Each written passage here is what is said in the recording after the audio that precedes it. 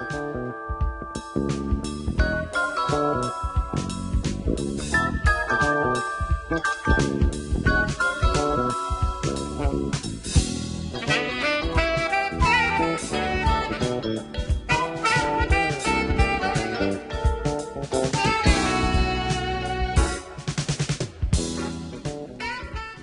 Gilda Montano. Thank you for joining us today. Today we have Sarah Pierpont and Gilbert Candelaria, and we are here to talk about the Recycle Art Festival, the 20th annual. It's amazing. I know, I'm so excited. I am too, and this is the first year for me without being with the city, so I'm excited to help out and volunteer. Yes. I'm a volunteer this year. We're so glad that you're still being still able to come and help us as a volunteer. This is a wonderful show, and I look forward to seeing everybody. As you guys, I mean, you have your artist friends that you see every year, and it's just a fun weekend to be together. And I've always enjoyed this. So 20 years, we've come a long way from where we started. And again, it's at the Convention Center, the Santa Fe Community Convention Center. It's at the Convention Center. It is November 30th, Friday through December 2nd. So that first weekend in December. And it's our 20th anniversary. And like you said, we have lots of artists that have been in the show for years, some of them for 20 years. And then every year we have new artists as well. So it's a great combination of seeing new things from new artists, and also seeing old friends and seeing what new things they are creating out of recycled materials. So let's kind of just go over the hours, the days and the hours of the event. So Friday night it starts from 5 to 9, and 5 to 9 is the art market. There is a fashion show at 7 o'clock, and you have tickets for sale for the fashion show. So tell us how we can get our tickets. So the weekend festival kicks off with the trash fashion and costume contest every year, and this is where everyone from ages 5 to grandmas are making outfits out of paper bags, metal cans. You know, they're really creative, and they show those on a runway. We have lighting, and it's an official fashion show, and that's at 7 p.m. on Friday. And tickets are available ahead of time through ticketsantafe.com and through the Lensic box office. And there's assigned seating, and there's also tickets at the door. Tickets for the fashion show are $15 to $20, and they include your entrance into the art market. So, and we'll have the cowgirl barbecue will be there with dinner. So you can come and buy your fashion show tickets, do a little Christmas shopping ahead of time, get dinner from the cowgirl, and then watch the fashion show at 7. That's great. Yeah. So when you say tickets at the door, let's just let everybody know that they're not actually at the door. There's a box office at the convention center. That's a good point. Near the door. Tickets near the door. Every year we have these people, they said it was at the door. Yes, well, it's at the box office at the convention center, and you can buy them there at the convention center or beforehand online. It's, you know, everybody's trying to get in. It's kind of crazy, so you really want to be prepared. If you can get your tickets beforehand, great. But yeah, and it fills up really quick. A lot of people love the fashion show. It's one of the highlights of the whole weekend. Yeah, it really is, and I really always appreciate how much effort and work goes into these outfits. And a lot of the time, it's a young student, and they haven't.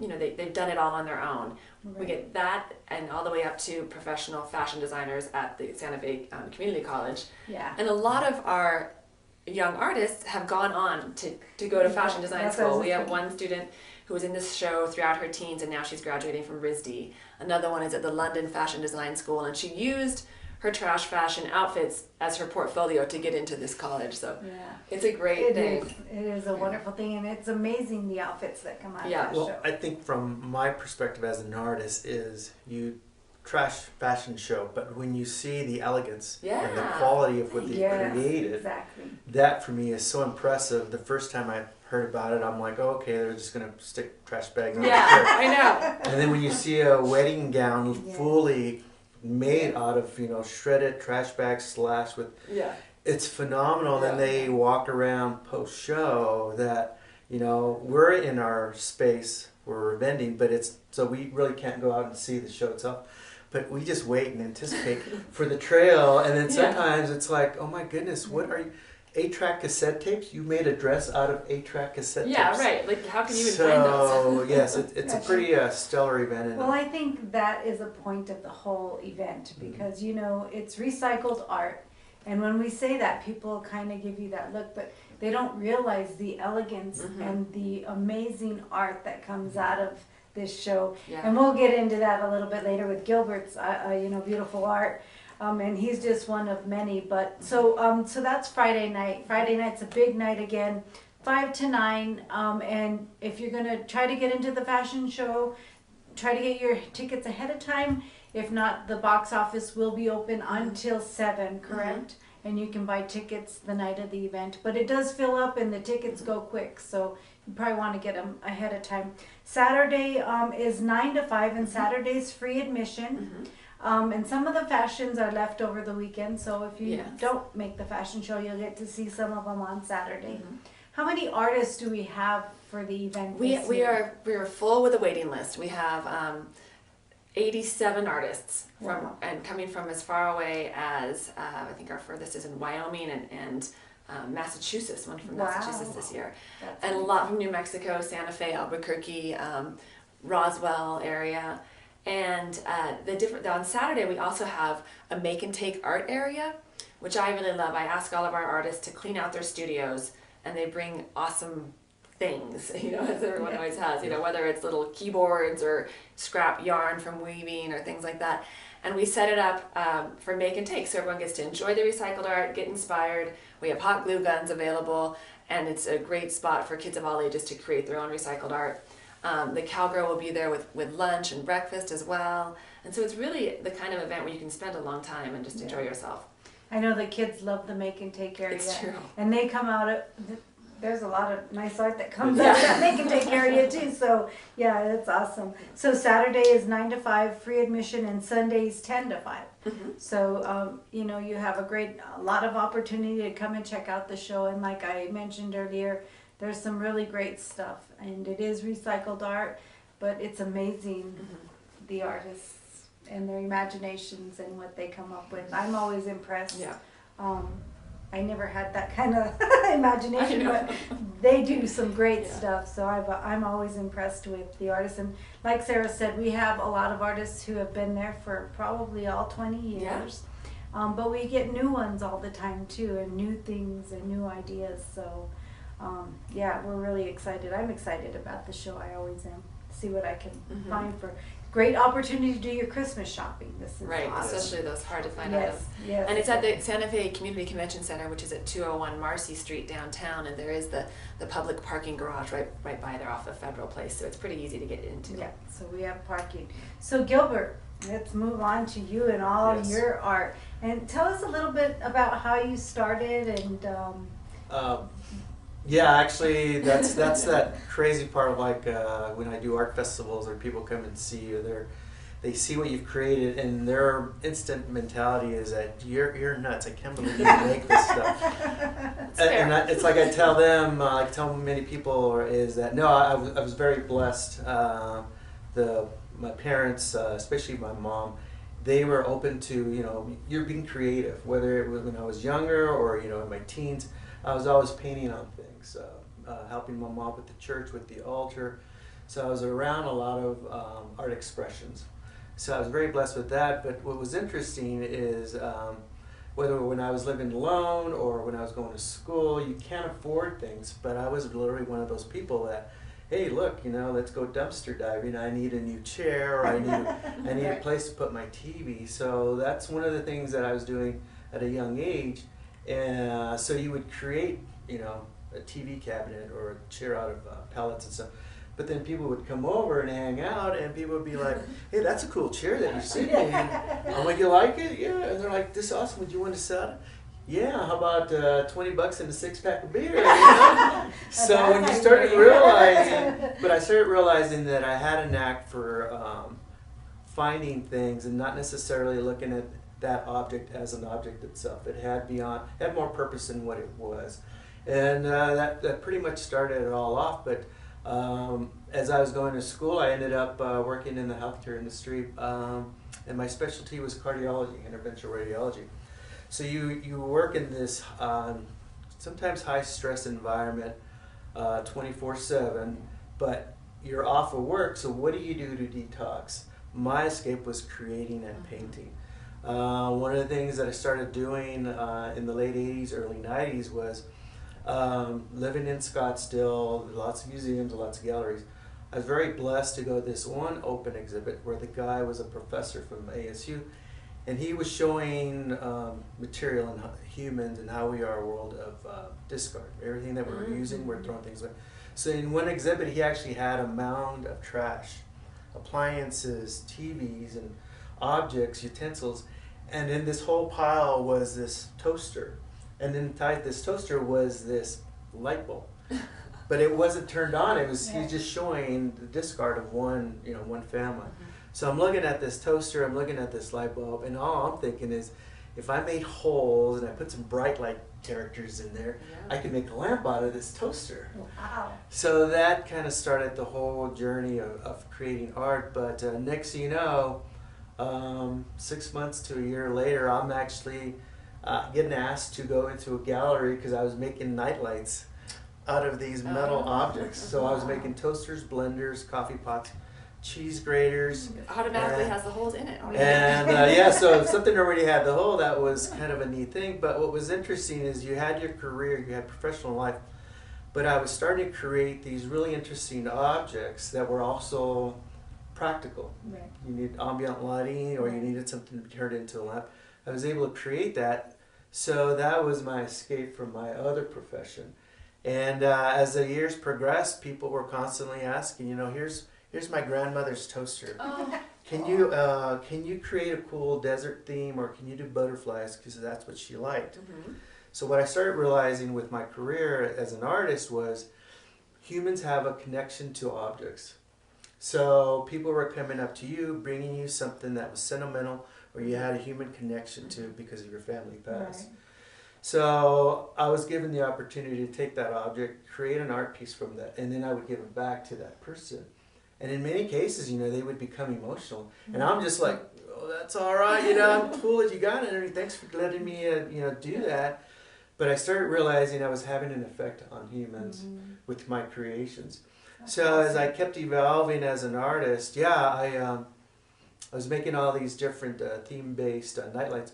Well, 1998, 99, screensavers started popping up in our business computers, and there's a flying toaster. Thank you. That's the last thing I needed, was to see something new in this evolution of what I initially saw.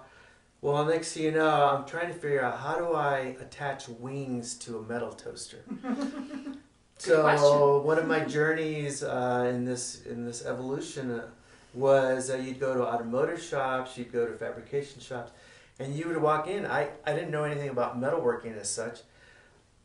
And they would look at you and go, "You want to do what?" I go, "Yeah, I want to cut wings out, and then I want to connect them to a piece of steel."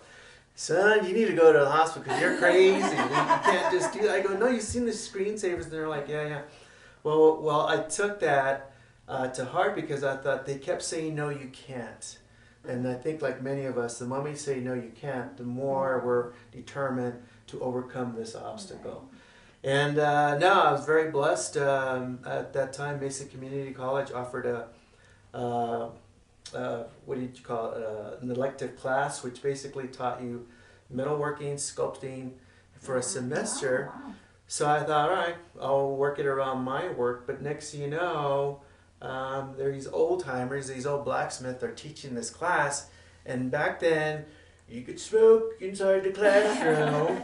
So they were like, you turn on the machine here, and then you squeeze the trigger here, and then that's how it makes this work. And just don't get hurt. And I'm like, this is awesome. But what was interesting is when they started seeing and when they started realizing the questions that I was asking them. How do I cut this piece of steel, and then how do I connect it to this object?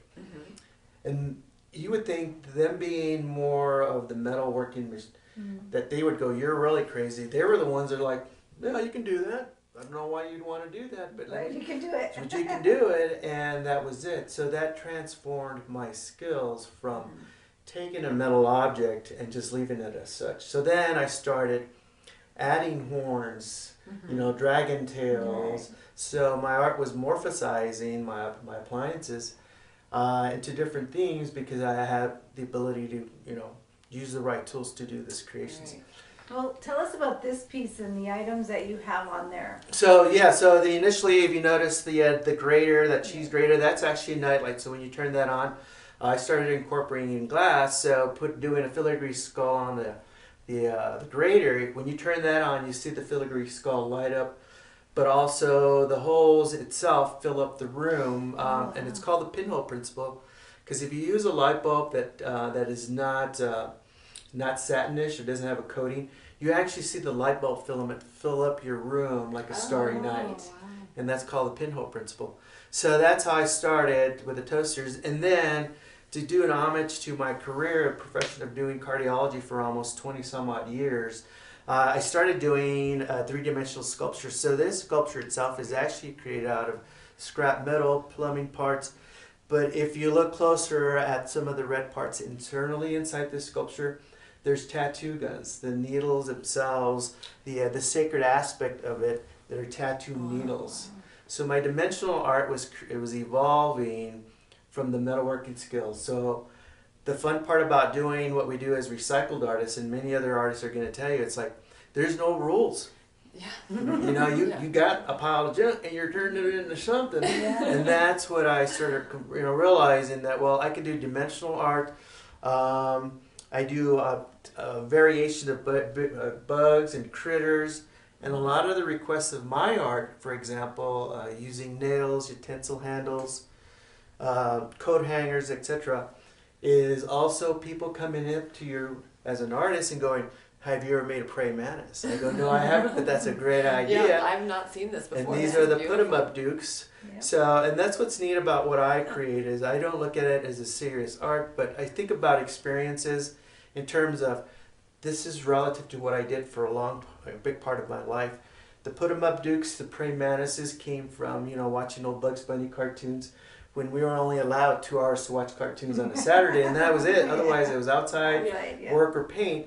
But that, for me, was the inspiration from a lot of my sculptures as they kept evolving.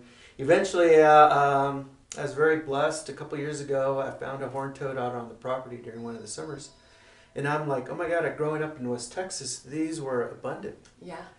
Horned toads, you'd get close to them, their blood would shut out a little bit of the blood, but they were very dinosaur. So one of my pieces that I started creating were these horned toads, which were basically, something else from my memory. Yeah, I didn't realize the head turns. Well, one of the things that I am as an artist too is if I can't decide, do I want it to just sit in one permanent position?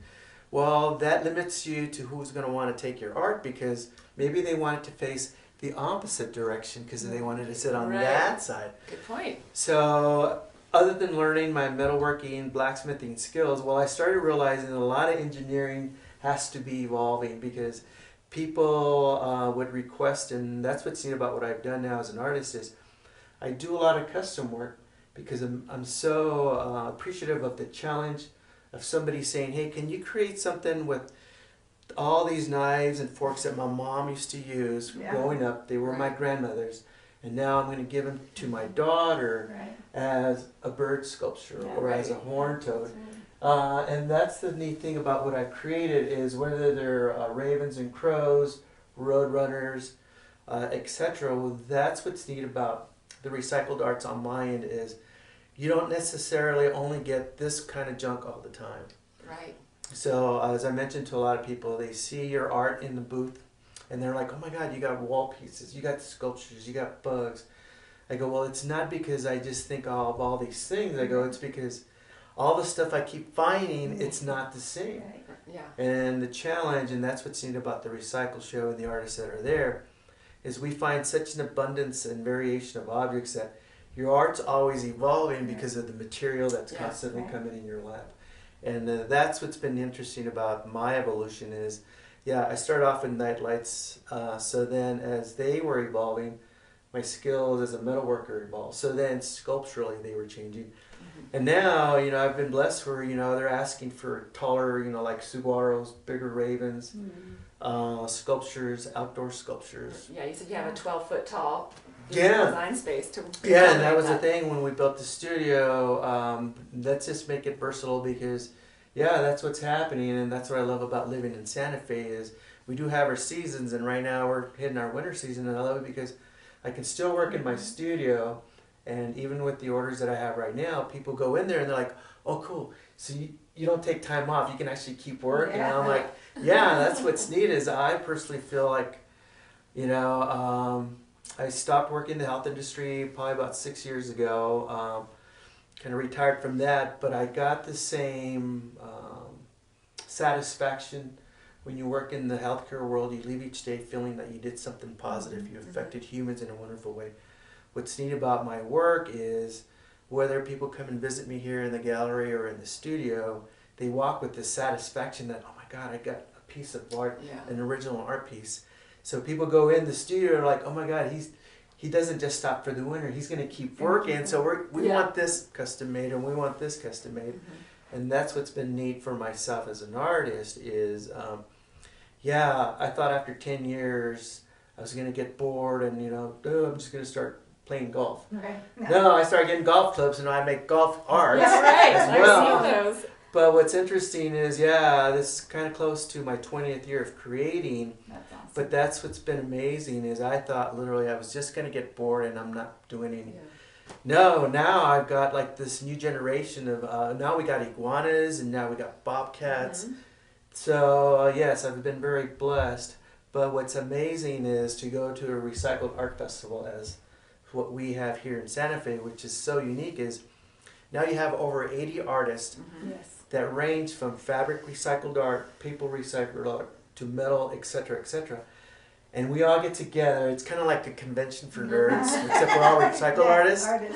And I honestly have to tell you, we really don't talk about art. It's all about where'd you get that good junk? That stuff. Where's that stuff? Where'd you get that good junk? Yeah. So, and if you go down to this road and you make a left down here in Colorado. So it's a networking event. It also. literally It's not just an and art we do show. that a lot. Our website has a recycled art waste exchange, we call it. And it's basically someone will say, oh, you know, I sew bags out of old denim. So if you ever have, you know, holding jeans, and I can connect people with items that they don't want any longer, and artists. And my most recent score is the U.S. Forest Service contacted me, and they had all of these maps from, I think it's from the Lincoln County Forest, and all of the negatives to make the beautiful topo maps. And so these giant, you know, 36 by 24 inch negatives of New Mexico's topography, and we have people making dresses out of them. We have earrings getting made out of them. The paper is beautiful for our paper artists that do paper mache or fold them into cards. Yeah, so it's nice to kind of be in that clearinghouse for stuff. So can you tell us, you mentioned that we have over 80 artists. Can you give us an idea of what kind of different artists? Yeah. We have Gilbert, who's we have a lot, metal artists, and this is, you know, like you can see this is an old cheese grater. These are discarded silverware.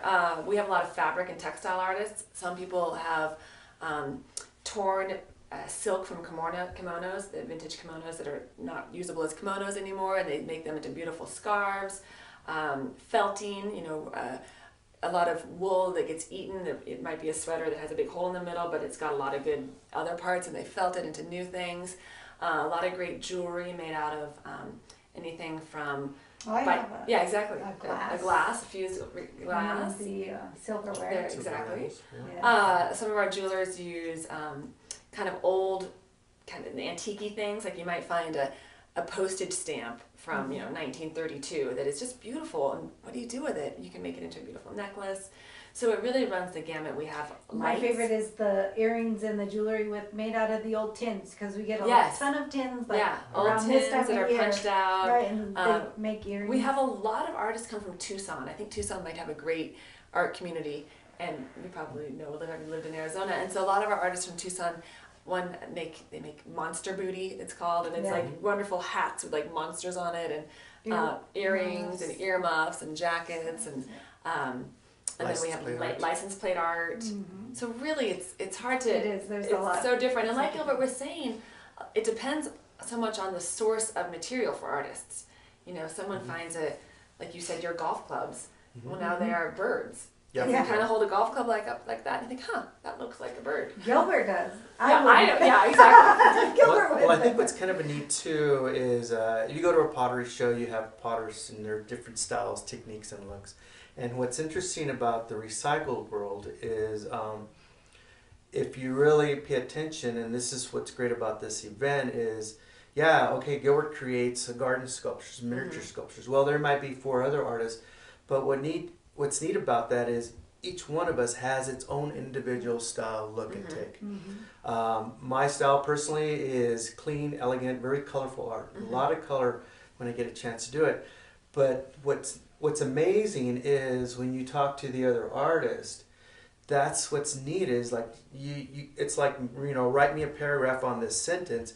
We all write different sentences, you know, different paragraphs, and the art is the same way, but when you look at the material and stuff, it's like, oh my God, I would have never thought of doing that.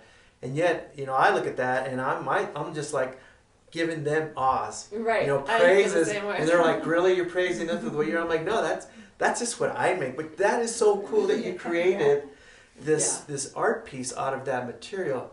And on my end, sometimes what's kind of neat is like, oh, by the way, I've got about 5-gallon buckets of that stuff. And it's yours if you want it, because I won't use it. It's amazing. You can have it. It's a great swapping. network. Swapping. I know some of our artists would bring window frames that are hard to get around here, but if you live on the in the central part of the U.S. or something, you would bring these window frames, or people would connect their items with each other. And it's something to think about. I know you know this from your Keep Santa Fe Beautiful days, is that Americans produce about 5 pounds of garbage per day in the U.S. And so it's I think this is a great show to also kind of think about our wastefulness as a society in general. You know, there's reduce, reuse, recycle, and this, in my opinion, is one of the best ways to reuse. Right. It's not, instead of going into the landfill, it's being reused and completely turning into something new that has a higher and greater value. And that's what's always interesting of people coming by the studio here, and we're on our way to the dump in the transfer station. Oh, yeah. So we thought, we'd give you first dibs on material. And sometimes I'm just like, I can't use those, but I know who can. Yeah. But I will definitely take those utensils. Yeah. And what's amazing is they will bring you this material. And then they'll see you at a show later on. Oh my God, so what'd you do with those? Those are so awesome. And I love that. Hey, can I get those back? I'm like, you sure can for $400. Right. Well, I want to just thank you guys for coming today and sharing all of this information with us and showing us your wonderful studio and your art. And we are looking forward to the Recycle Art Show again. It is November 30th through December 2nd. And Friday night, again, 5 to 9. The fashion show is at 7. Be sure to get your tickets. Saturday and Sunday are free admission. Saturdays 9 to 5 and Sundays 10 to 5.